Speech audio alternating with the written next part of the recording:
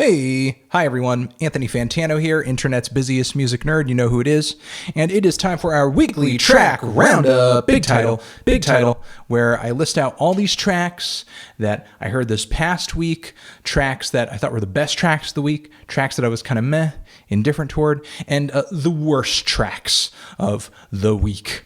Okay, we have a lot of songs to get through, a lot of tracks to recommend you. They are all referenced or listed and linked down there in the description, along with our Amazon Associates link. If you want to support this segment, click on that link. If you live in the US, anything you buy on Amazon, we get kickback from it, does not add to your overall price. All right. Let's get to it with one of the biggest singles of the week, and we are going to start off with the songs I was kind of meh on these tracks. The new Lady Gaga single, Perfect Illusion. Now, I said on Twitter I liked this song, and in a lot of ways I do. You know, there are some serious pros and there are some serious cons to this song. I think it is a loud and a bold and an in-your-face comeback single for Gaga. I think it's relatively catchy. I like the kind of epic 80s rock style instrumental that she's got going here. The first verse most definitely reminded me of something Springsteen would do, and I think she channels that influence really creatively. However, some of the lyrics are not only redundant but super corny on this record, especially toward the end. She's singing about this perfect illusion amidst all the confusion, and she's just singing this part so hard that I can't help but laugh, because she's singing these lyrics as if she stumbled upon some kind of lyrical epiphany, when instead the song's a little underwritten on the lyrical side. But still, you know, catchy song for Gaga, and it may be her next record will kind of have this sort of grungy rock vibe to it that might make things kind of interesting. So, I don't know. The track's okay. Next, Jeff Rosenstock with Wave Goodnight to Me. Jeff Rosenstock, great pop punk songwriter. This song, however, not one of my favorites of his, doesn't have some of his most biting lyrics, although I do think the kind of self-deprecating tone of the music video is sort of funny. Just not as memorable as a lot of his other tracks, especially from his last record, but still want to give his new record a shot because he is a good artist in my opinion. Just not one of the better tracks I think he's ever released. Then we have Sleaford Mods with the song TCR, another group who I have reviewed very positively. Although this song to me sort of sounds like they're spinning their wheels in the mud a little bit. While the beat might feature some kind of quirky synthesizers that don't usually make their way into a Sleaford Mods track, to me this track was a little redundant and sort of uneventful for them. You know, nothing really all that new lyrically, stylistically, aesthetically. Again, I'm kind of hoping for a little bit more in terms of excitement and just refreshing ideas from Sleaford Mods, especially considering they're one of the most unique music duos out there with their kind of strange fusion of electronic music, post-punk, and spoken or shouted word. Moving on from there, we have Marissa Nadler with The Best You've Ever Had, which is not a bad track. It's just okay. Just want to reference it here because it's sort of like a stripped back acoustic cut that's going to be coming out on a forthcoming sort of sister project to her latest record. It's just kind of acoustic B-sides from that album, or tracks that didn't necessarily make the cut, that she didn't end up recording with a full instrumental backing. So she's just kind of offering us the acoustic cuts, which if you're a hardcore fan and you love her spacier, more acoustic material, you should most definitely be conscious of. So check that track out if you're into that. Next, Wormrot, Eternal Sunshine of the Spotless Grind. Kind of grindcore by the numbers for Wormrot, but they are still one of the better grindcore acts out there right now as far as new acts go. This track is loud, it's fast, it's heavy, it's abrasive, and I feel like this song, it's kind of hard to sell someone on a grindcore single, in my opinion. You know, sometimes the power of grindcore reveals itself better when you're listening to a track within the context of an entire record of songs that are equally loud, equally short, equally brutal. But still, check that out if you're looking for some new grindcore, again, from one of the better and also foreign groups in grindcore today that are making quite a bit of noise. Also, the Growlers with I'll Be Around, production by Julian Casablancas on this one. I have never heard a more bland song this month than this track. This track is just so painfully okay and run-of-the-mill. Don't really know what else to say about it. As is the new American football track, Give Me the Gun. The band with another track over here is really kind of not really making emo anymore as much as they are just moody adult contemporary rock. I'm really not sure what people are anticipating with this new full-length album. There's like nothing exciting about these tracks that they've dropped thus far. Then I want to reference the new Cass McCombs track, Opposite House, singer-songwriter Cass McCombs. He has a new, album out that I want to check out because the tracks that I've heard so far have been okay. I like the very lush instrumental backing on this track. It's beautiful. I believe this song also features an appearance from Angel Olsen, whose new record is fantastic. You should check it out if you haven't already. It's a nice, easy, breezy singer-songwriter track. I usually like my singer-songwriters to be a bit more bold, a bit more in your face, have a bit more eccentricity, personality coming through. But Cass, he's just kind of, one of these laid-back, chill guys that I really have to be in the mood for. But still, the songwriting and the instrumental backing on this track seems so detailed and intricate that his new record might actually be worth, spending some time with for me. Even though, previously, sometimes I'm sort of indifferent toward his music. But this track, it's okay. I think you guys might dig it a little more than me. It's got me kind of curious. Moving on from there, Tim Hecker has a new Adult Swim single. Ambient music, kind of another thing that's sort of and drone, sort of another thing that's difficult to sell on a single basis, especially with this track being such a monotone drone featuring these heavy layers of strings that seem kind of redundant from beginning to end. Still, I think Tim does pull together a pretty decent vibe. And I guess if you were going to tap an ambient artist on the shoulder to come together with a single, it would be him because he does tend to write pretty succinct tracks. Just want to make sure if you're one of those people who loved his latest record, loved his past couple of records, you don't miss out on this track because you'll most likely dig at least a little bit what he's doing here. And finally, I want to say Royksopp, Never Ever, featuring Susanne Sundfor. This is just such a painfully generic electro house track. I have no clue what the duo is doing. It's just so by the numbers in every way, shape, and form. But these tracks, some of them are decent, some of them are a little lackluster. They are not the worst tracks of the week, okay, which we are going to get into now. Worst tracks of the week.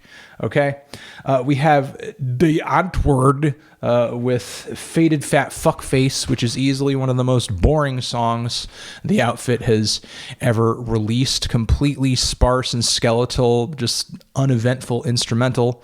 And it seems like they're kind of toning it down on the vocal front as well, just to kind of create this, oh, wow, they're doing a quiet track. They've never done that before. Oh, wow, they're so innovative. There's really nothing interesting going on this track. It's totally boring. Moving on from there, MIA with Foreign Friends featuring Dex to Daps. MIA drops another boring single. I have not liked a single from this new album of hers, so I got to tell you, I'm not looking forward to reviewing it.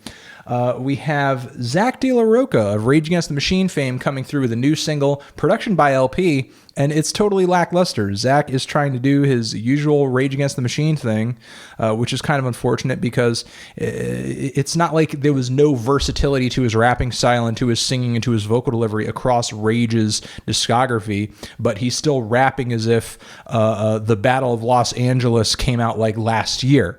And the production just, I don't really think suits him at all. It sounds like as if LP had like remixed a Battle of Los Angeles B-side or something, and now it's just finally being released after all these years.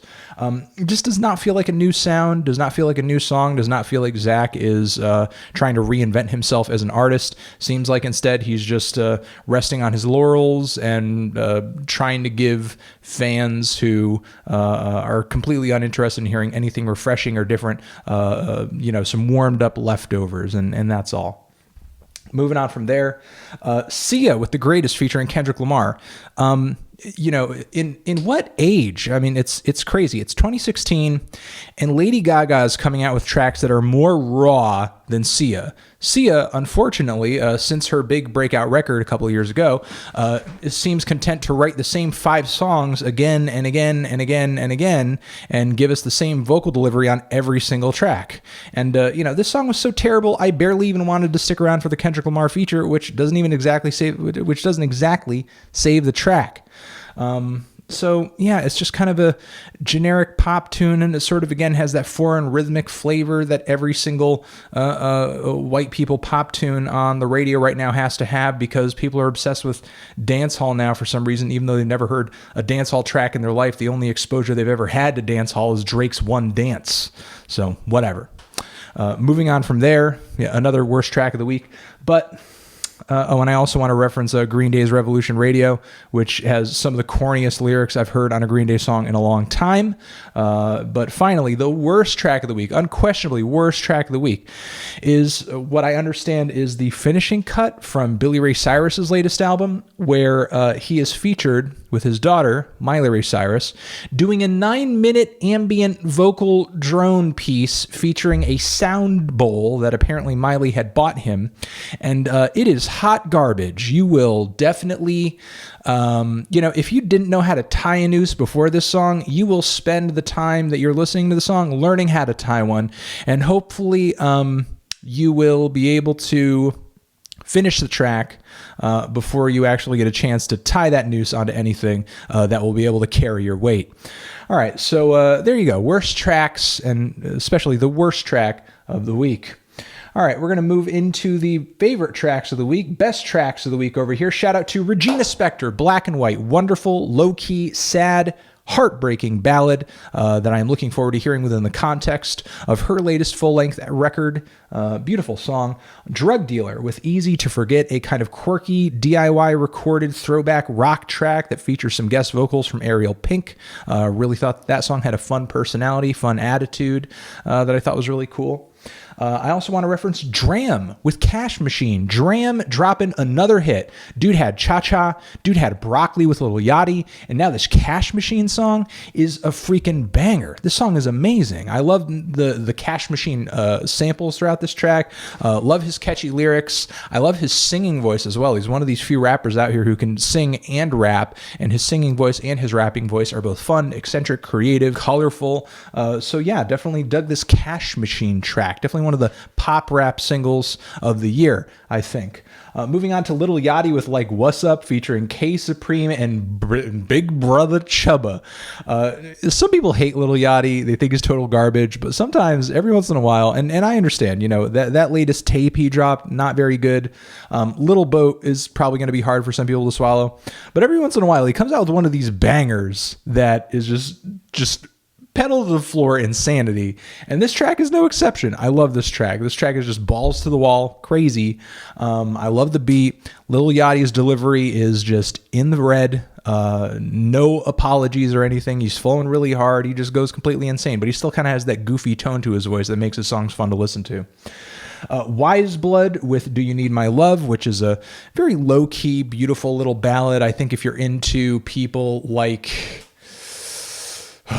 I want to say Julia Holter, for example, I think you'll like this track quite a bit. Some of those songstresses that write these very spacey, airy, but very soulful and gorgeous ballads.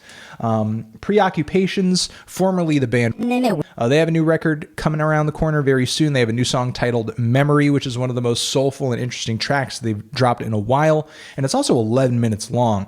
And I like that with this name change, they've done a little bit of a sonic evolution and reinvention as well. Even though these guys formerly mostly were the band, and that was still very felt on their last record, it really seems like they've evolved past that sound with these songs that I've heard so far, and they're doing something completely different, much darker and much more tortured, and I'm looking forward to seeing kind of the full picture of that on this new record. Beach Slang with the song Atom Bomb. Beach Slang, kind of a shoegazy noise rock, noise pop outfit who I reviewed not too long ago very positively, and this song of theirs, while it's nothing entirely new sound-wise, super catchy hook, one of the catchiest hooks I've heard in the past couple months. Radian, which is a group on Thrill Jockey Records, pretty experimental label. They have a new song over here that is kind of like a funky little experimental rock track that sounds like if somebody tried to make some groovy IDM music with live instrumentation, and the results aren't bad. It's not anything that sounds all that new to me. Like, there's probably other groups and artists who have done the very same thing. But these guys, they pulled together an eerie, funky track over here that I think is worth listening to. Moving on from there, a couple more. We have Slaves with Take Control. Liking these couple new singles that I've heard from Slaves, although I'm not expecting too much of the record. This new song over here sounds like a fusion of Black Flag and Sex Pistols in the best way possible. The chorus is heavy and hard, the verses are savage and animalistic, and it kind of has just an old school punk sound to it, but doesn't sound super dated and flat and boring. Couple more. Dolla with Stealing, which is a ballad that almost made it into the meh section because I am a little torn on it. I think the song is catchy, but the kind of fusion of auto-tuned vocals and acoustic guitar, not acoustic guitar, but kind of these really pronounced, jutting guitar chords that are super flavorful and soulful. I'm not sure if I like it all that much, but I think the tune at the core of the track is cool and is fun, even though some of the lyrics are redundant. But again, Dolla $, I like his voice. I think he's a good singer, which is why I just wonder why he slathered his vocals and so many effects on this track. Really could have done without it, because there were some good, more stripped back guitar-based cuts on his last record. Would love to hear more of that from him in the future, but less dolled up, I guess. And finally, Dan Deacon with Change Your Life, You Can Do It. One of the best singles I've heard from Dan Deacon in a long time. Fun electronic music track. It's like a hipster rave you actually want to be at, and it sort of lacks this compositional pretentiousness and just overwroughtness that has turned me off to so much of his recent material, because he's got to do these grand compositions. It's got to be super minimalistic. It's got to be super duper layered. Instead, just write these, super straightforward, catchy songs that actually snap and pop. Reminds me of the stuff he was coming out around the time of Spider-Man of the Rings, which is my favorite moment in the Dan Deacon discography. So it seems like he's going back toward writing those more direct, fast, catchy, fun songs a little bit on this cut, which was also kind of true of his last record, even though it wasn't amazing from beginning to end. So I guess maybe we're sort of seeing him trend in that direction a little bit more. And that's it, guys. Those are all the songs that I wanted to reference to you guys. It's a lot of songs, but they're all worth checking out as far as the favorite tracks. The Met tracks, check them out as well if you are into the genres or the artists. Just wanted to kind of reference them because a lot of people have been asking me what I think about these tracks. And the worst tracks, as usual, if you're morbidly curious, go for it, I'll say. And that's it, guys. The favorite tracks, best tracks, worst tracks, meh tracks of the week. Again, hit up that Amazon Associates link down there in the description if you want to support this segment. If you live in the U.S., buy shit on there. Blah. And that's it. All right. Appreciate you guys. You're the best forever.